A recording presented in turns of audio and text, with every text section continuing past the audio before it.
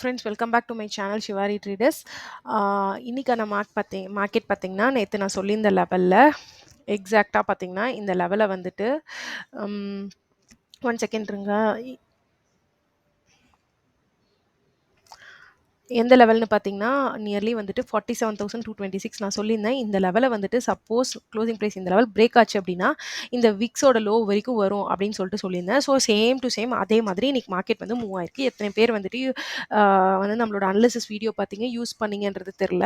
அவங்கவுங்க பேட்டர்னுக்கு ஏற்ற மாதிரி சில பேர் பண்ணியிருப்பீங்க, சில பேர் ஸ்கிப் ஆயிருக்கும். So anything is okay. But அதுக்கு தான் மார்க்கெட்டில் பிளானிங் ரொம்ப முக்கியம்னு நான் சொல்கிறது. ஓகேங்களா? நெக்ஸ்ட் பார்த்தீங்கன்னா இப்போ வந்துட்டு நாளைக்கான மார்க்கெட் என்னவா இருக்கலாம் அப்படின்னு சொல்லிட்டு நான் உங்களுக்கு சொல்கிறேன். ஃபஸ்ட்டு வந்துட்டு நாளைக்கான மார்க்கெட்டில் வந்துட்டு நான் ஃபஸ்ட்டு ஒன் டேல காட்டுறேன். இப்போது இந்த கேண்டில் இன்சைடடாக முடிஞ்சிருக்கு. ஸோ நாளைக்கான மார்க்கெட் வந்துட்டு கேப் அப் ஆகுது, இந்த இடத்துலேருந்து கேப் அப் ஆகுது அப்படின்னு பார்த்தீங்கன்னா, ஸோ நாளைக்கு இது வந்து ஒரு ஒரு வல்டைல் ஏரியாவாக ஒரு இன்டிசிவ் கேண்டில் மாதிரி ஃபார்ம் ஆகிறதுக்கான சான்ஸ் இருக்குது.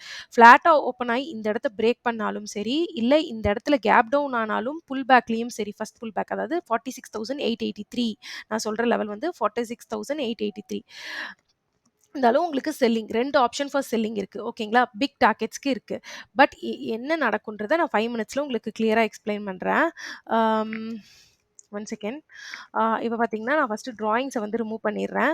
ஸோ ஃபஸ்ட்டு வந்து என்ன ஆகும் அப்படின்னு பார்த்தீங்கன்னா க்ளோசிங் ப்ரைஸ் வந்து நம்ம நாளைக்கான மார்க்கெட்டுக்கு மார்க் பண்ணலாம். 46,981 ஓகேங்களா? ஸோ 46,981 வந்து க்ளோசிங் ப்ரைஸ். 1 செகண்ட். 46,981 மார்க் பண்ணியாச்சு. ஸோ சிபிஆரை வந்து டுமாரோ சிபிஆருக்கு போட்டாச்சு. Weekly high and low mark பண்ணியாச்சு. ஓகேங்களா?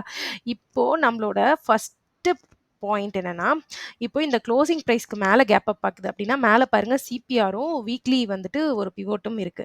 ஸோ இதுக்கு மேலே கேப் அப் ஆகுது அப்படின்னா இந்த இடத்துல வந்துட்டு வொலட்டைலாக இருக்கிறதுக்கான சான்சஸ் இருக்கு. செல்லிங் போகுமா அப்படின்றது எனக்கு எக்ஸாக்டாக தெரியல. மேலே பையிங் வந்து சஸ்டெயின் ஆகுமானும் எனக்கு சொல்ல தெரில. ஓகேங்களா? பட் இது வந்துட்டு பிரேக் ஆகாது. சரிங்களா? இது கேப் அப் ஆனால் நமக்கு அவ்வளோ சூப்பரான ஒரு ட்ரேட் இருக்குமானா எனக்கு எக்ஸாக்டாக தெரியல. ஸோ வந்துட்டு இந்த இடம் வந்துட்டு ஒரு இக்னோரிங் ஏரியாவா இன்சைடட் கேண்டில் ஃபார்ம் ஆகிறதுக்கான சான்ஸ் இருக்குது. பட் இப்போ இதே வந்துட்டு இந்த இடத்துல கேப் அப் ஆச்சுன்னா இந்த மாதிரி நடக்கிறதுக்கான சான்ஸ் இருக்குது.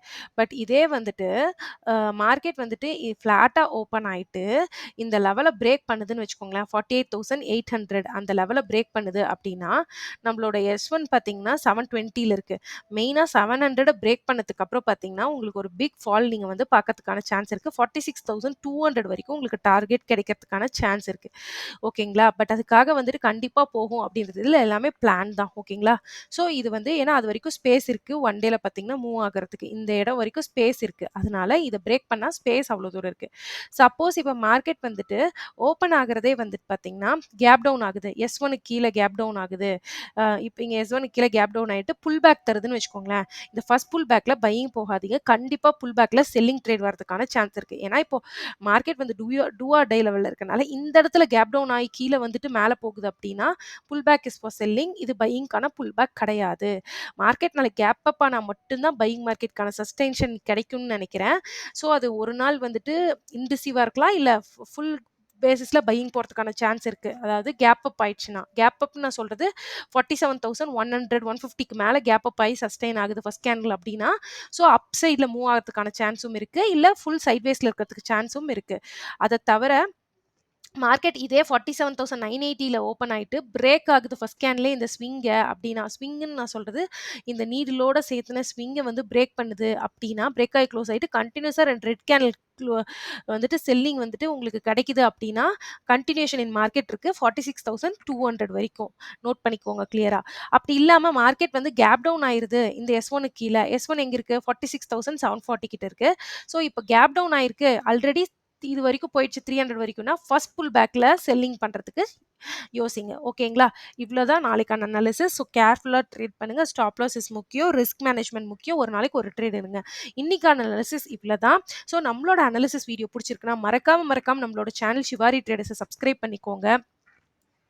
இந்த வீடியோவை முடிஞ்ச அளவுக்கு ஷேர் பண்ணுங்கள். உங்கள் பெல் ஐக்கானை கிளிக் பண்ணிக்கோங்க. ஏதாவது டவுட் இருக்குன்னா ஷிவாரி ட்ரேடர்ஸ்ன்ற மெயிலுக்கு வந்து மெயில் பண்ணுங்கள். புதுசாக அக்கௌண்ட் ஓப்பன் பண்ணுறவங்க கீழே வந்து டிஸ்கிரிப்ஷனில் அக்கௌண்ட் ஓப்பனிங் லிங்க் கொடுத்துருக்கேன்.